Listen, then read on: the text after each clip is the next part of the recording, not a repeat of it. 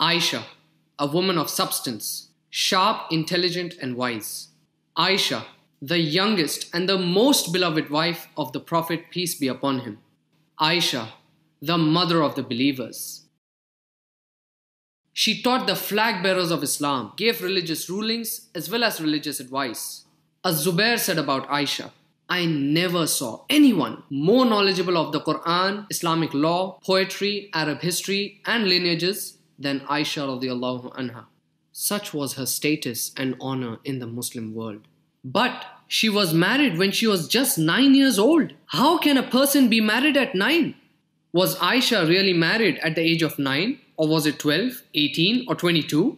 Obviously, they didn't have marriage certificates in those days. So how do we know?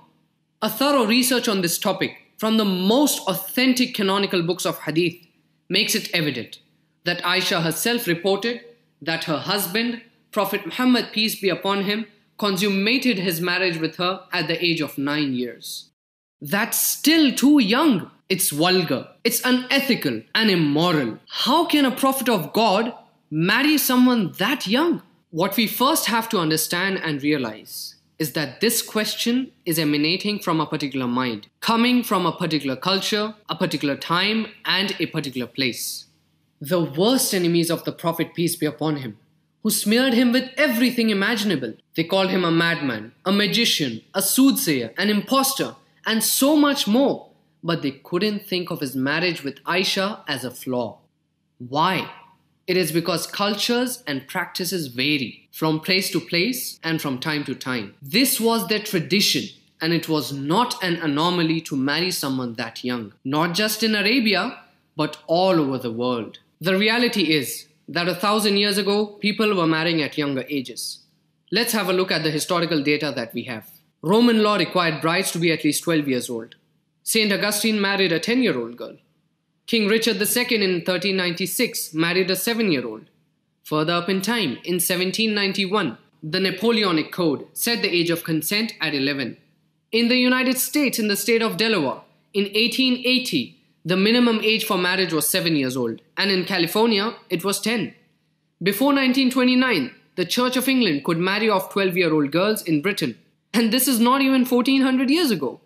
It was the practice of the Arabs to marry off their daughters at a young age.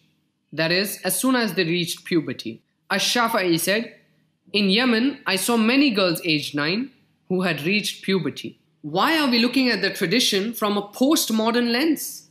Shouldn't we put things in their proper perspectives?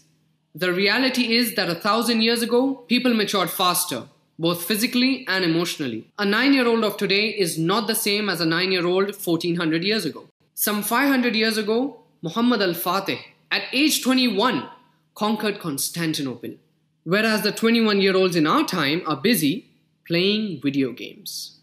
Rather, it is unethical and immoral to demonize a certain culture from a certain time period just because it does not fit with our postmodern understanding. The marriage of Aisha and Prophet Muhammad, peace be upon him, was infused with compassion and untold moments of romance. He loved her immensely and never shied away from declaring it publicly. He would drink from the side of the glass her lips had touched. He would eat from the same spot she ate from. If she was a victim of a gruesome act for 9 years, wouldn't she be dysfunctional, disoriented, and mentally scarred? Would she have been able to narrate the volumes of ahadith that she did? Would she have been able to teach the scores of students under her? And most of all, would she defend her husband, the beloved Prophet Muhammad, peace be upon him, with such severity when his enemies cursed him? Today, this is a marriage which many choose to slander and abject. But have you acquainted yourself with the truth?